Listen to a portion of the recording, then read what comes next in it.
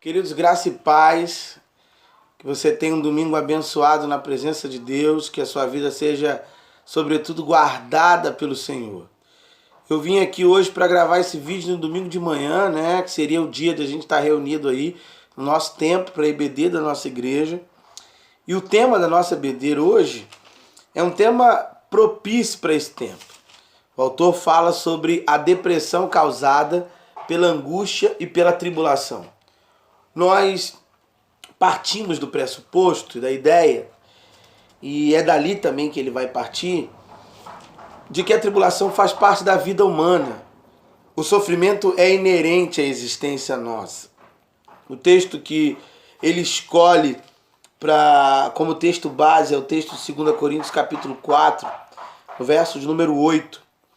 Quando o apóstolo Paulo diz: em tudo somos atribulados, mas não angustiados, perplexos, mas não desanimados, perseguidos, mas não desamparados, abatidos, mas não destruídos, trazendo sempre por toda parte a mortificação do Senhor no nosso corpo, para que a vida de Jesus se manifeste também em nossos corpos.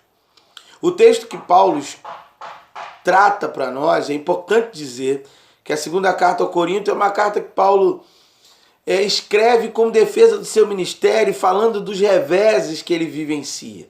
Mas é importante também que nós podemos contextualizar essa carta com o nosso momento.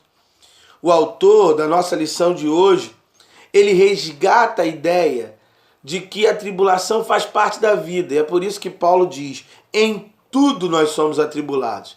Não há nada na vida humana que nos gere algum tipo de atribulação. Eu pegaria também a expressão que Paulo usa na segunda carta, no primeiro capítulo, nos versos 8 e 9, quando ele diz: porque nos sobreveio uma tão grande tribulação.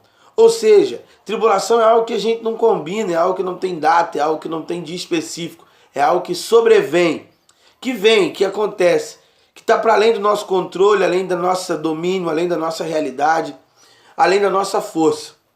Bem, queridos, porém, qual é o risco que a gente tem de ficar deprimido diante de tão grandes ataques? São enormes, visto que a gente pode simplesmente fazer desses momentos de luta, de tribulação, momentos altamente angustiosos. Eu imagino que a sua ansiedade, como a minha e como a ansiedade de toda e qualquer pessoa no mundo que esteja nesse momento de quarentena, esteja no grau altíssimo.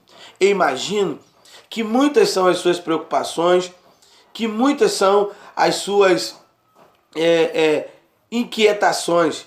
Eu imagino mais ainda que de repente você esteja preocupado com o seu futuro, como será o amanhã. Como dizia aquele autor, né, aquele cantor de música popular brasileiro, que tem uma música que uma das frases diz isso: como será o amanhã? Responda quem puder.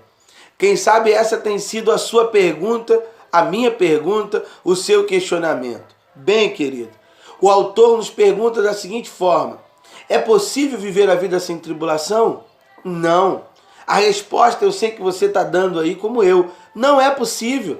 É impossível viver uma vida, existir aqui, sem enfrentar problemas, sem viver agrúrias, sem viver situações difíceis, sem viver dificuldades. Contudo, eu coloco para você que, de repente, irmãos queridos, a gente pode encontrar meios, já que nós não podemos evitar a tribulação. Eu me perguntei lendo a lição: como agir no meio delas? Como fazer? Como compreender? Como agir de maneira que ela não nos adoeça, não nos torne pessoas adoentadas, não nos torne pessoas em pânicos? Como fazer isso, queridos? Como agir dessa forma? Como, de alguma forma, impedir de que todo esse problema nos atrapalhe?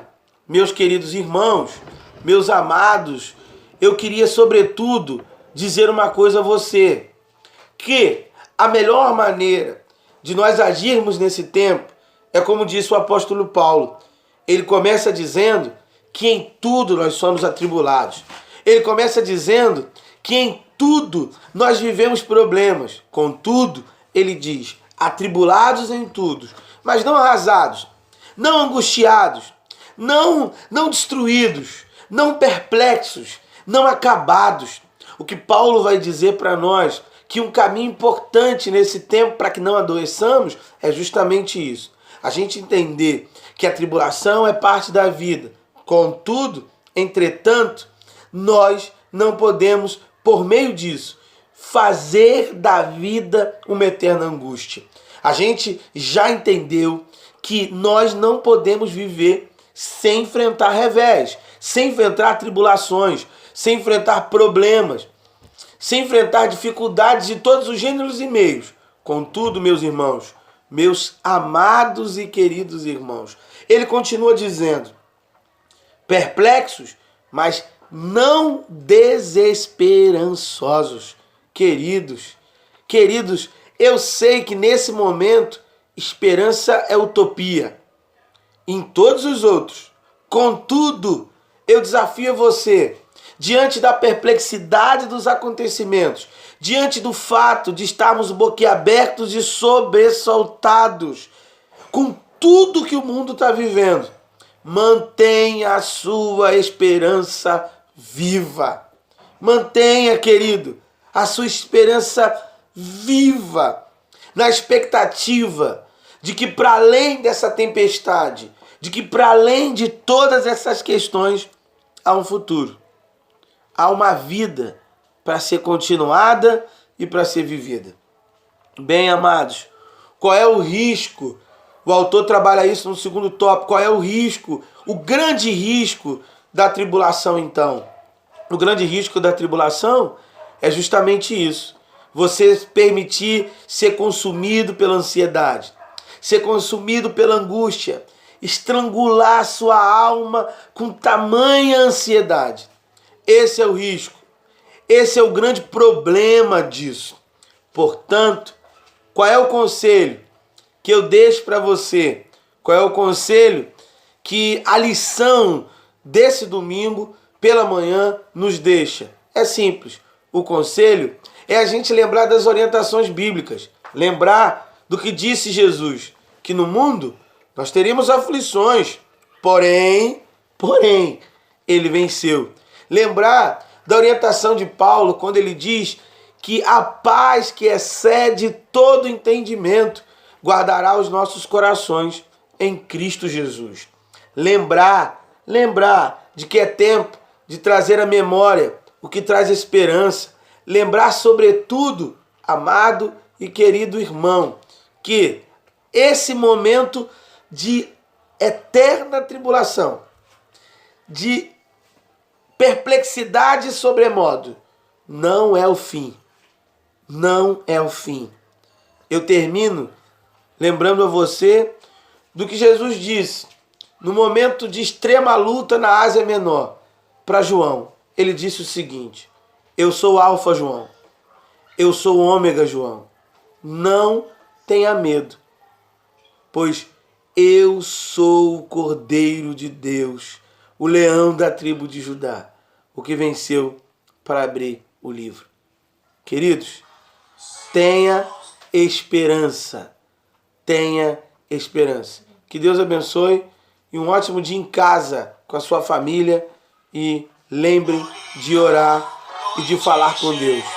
Deus te abençoe. Deus te dê vida. Deus te sustente. Deus te coloque num tempo de alegria. Que Deus seja a tua motivação. E que você aproveite esse tempo para estar em paz com a sua casa. Deus te abençoe.